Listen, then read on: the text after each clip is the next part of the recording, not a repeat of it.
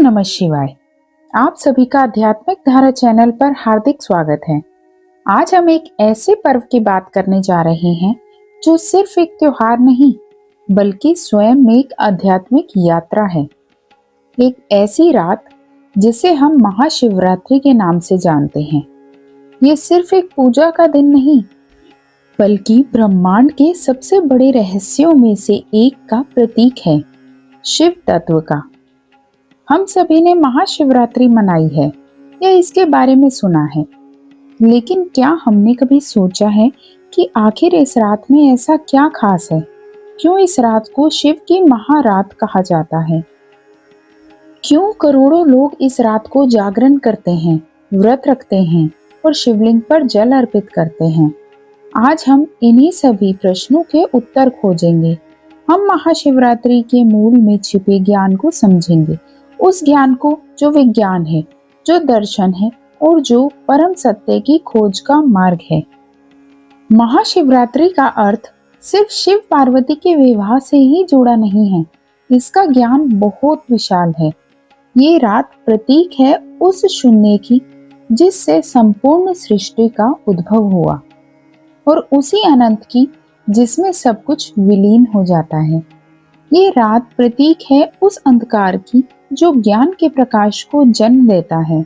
और हम इस यात्रा में न सिर्फ पौराणिक कथाओं को जानेंगे बल्कि महाशिवरात्रि के पीछे छिपे वैज्ञानिक और आध्यात्मिक तथ्यों को भी उजागर करेंगे। हम समझेंगे कि इस रात की ग्रह नक्षत्र की स्थितियां हमारे शरीर और मन पर कैसे प्रभाव डालती हैं। हम महादेव के उन रूपों को भी देखेंगे जिन्होंने इस दिन को इतना पावन बनाया। तो चलिए इस आध्यात्मिक यात्रा पर निकलते हैं, जहां हम महाशिवरात्रि के हर पहलू को गहराई से समझेंगे और अपने भीतर छिपे शिव तत्व को जागृत करने का प्रयास करेंगे। अंत तक हमारे साथ बने रहिए, क्योंकि ये वीडियो सिर्फ जानकारी नहीं बल्कि एक अनुभव होगा, आध्यात्मिक धारा पर महाशिवरात्रि का परम ज्ञान। महाशिवरात्रि की सबसे लोकप्रिय कथा है माता पार्वती और देवाधिदेव महादेव का विवाह। लेकिन ये कोई साधारण विवाह नहीं था। ये एक संदेश था कि कैसे आत्मा को परमात्मा से मिलने के लिए तपस्या की अग्नि से गुजरना पड़ता है। माता सती के देह त्याग के बाद महादेव ने संसार से अपना मोह भंग कर लिया था। वो घोर समाधि में विलीन हो गए। संसार में असंतुलन था, क्योंकि बिना शक्ति के शिव शव के समान निष्क्रिय हैं। तब शक्ति ने हिमवत पुत्री पार्वती के रूप में जन्म लिया। माता पार्वती ने निश्चय किया कि वो महादेव को ही पति रूप में प्राप्त करेंगी। उन्होंने हजारों सालों तक अन्न जल त्याग दिया। शास्त्रों में उन्हें अपर्णा कहा गया, क्योंकि उन्होंने पेड़ से गिरे सूखे पत्ते खाना भी बंद कर दिया था। महादेव ने सप्त ऋषियों को पार्वती की परीक्षा लेने भेजा। ऋषियों ने शिव की बुराई की, उन्हें शमशानवासी और अशुभ कहा, पर पार्वती अपने निश्चय पर अटल रही। अंत में महादेव स्वयं एक ब्रह्मचारी का रूप धरकर आए और अपनी ही बुराई करने लगे। माता पार्वती ने जब गुस्से में उन्हें रोक दिया, तब शिव ने अपने वास्तविक रूप में प्रकट होकर कहा, आज से मैं तुम्हारा दास हूँ। फाल्गुन कृष्ण चतुर्दशी के दिन ये विवाह निश्चित हुआ और शिव की बारात अद्भुत थी, जिसमें देवता, ऋषि, गंधर्व के साथ साथ भूत, पिशाच, चुड़ैल और जानवर भी शामिल थे।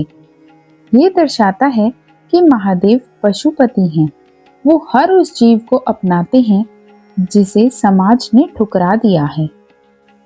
अक्सर हम त्योहार खुशी में मनाते हैं, लेकिन महाशिवरात्रि का एक पहलू त्याग से जुड़ा है।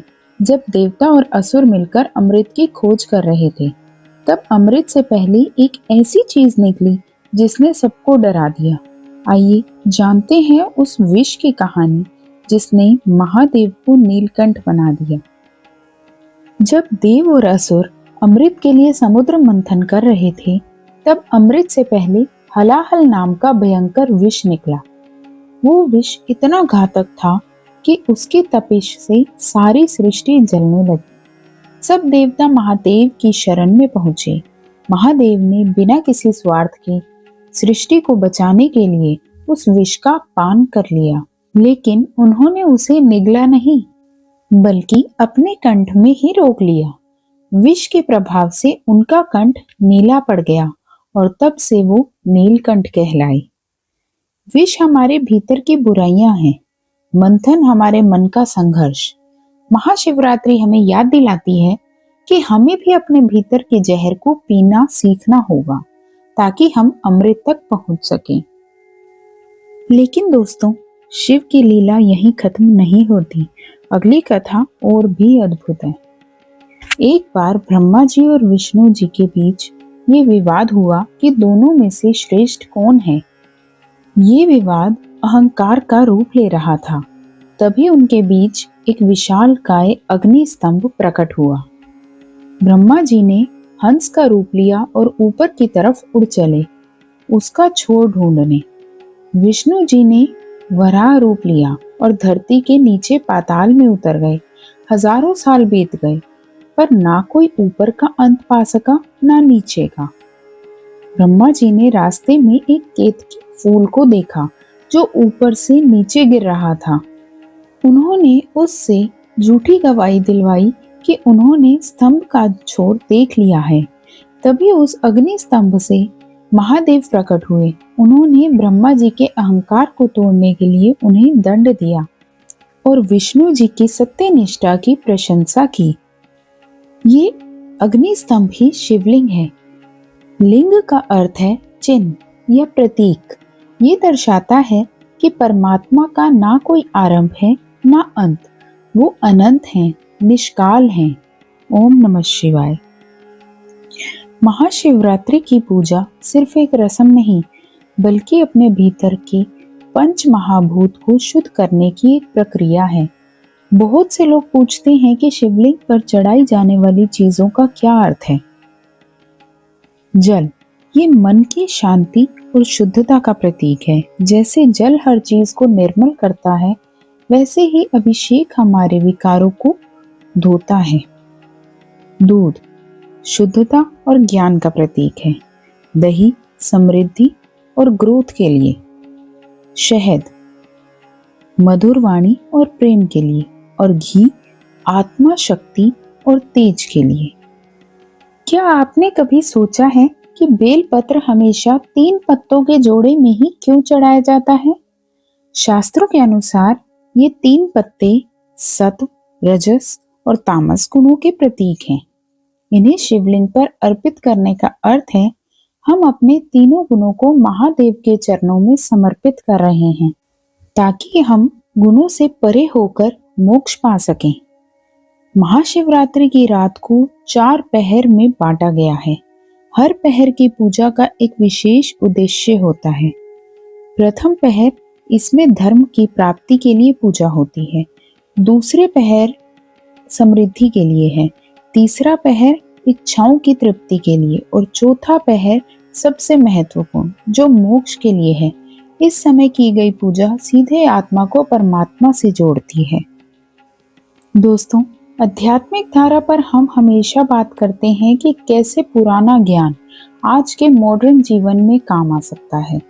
महादेव को नीलकंठ कहा जाता है क्योंकि उन्होंने जहर पिया था। आज के दौर में ये जहर क्या है? स्ट्रेस, जेलसी, गुस्सा और डिप्रेशन, ये आज के विष हैं। महाशिवरात्रि हमें सिखाती है कि कैसे हम अपने भीतर के इन विषों को धारण करें और उन्हें ध्यान की अग्नि से अमृत में बदल दें। शिव का अर्थ है वो जो नहीं है। जब आप अपने ईगो को खत्म कर देते हैं, तब आपके भीतर शून्य पैदा होता है और उसी शून्य में शिव का वास होता है। इस महाशिवरात्रि सिर्फ मंदिर ना जाएं, बल्कि अपने भीतर के उस शून्य को खोजें। तो दोस्तों, ये थी महाशिवरात्रि की वो अनंत यात्रा जो कथाओं से शुरू होकर विज्ञान तक और विज्ञान से शुरू होकर हमारे भीतर के आत्मज्ञान तक जाती है। आशा है कि इस साल की महाशिवरात्रि आपके जीवन में एक नया प्रकाश लेकर आएगी। याद रखिए, शिव कभी बाहर नहीं, आपके भीतर ही है। बस थोड़ी देर शांत बैठकर उन्हें महसूस करने की जरूरत है। अगर आपको ये वीडियो पसंद आई हो और आपको लगता है कि ये जानकारी दूसरों तक पहुंचनी चाहिए, तो इसे शेयर जरूर करें। आध्यात्मिक धारा से जुड़े रहने के लिए चैनल को सब्सक्राइब करें और कमेंट में लिखें हर हर महादेव।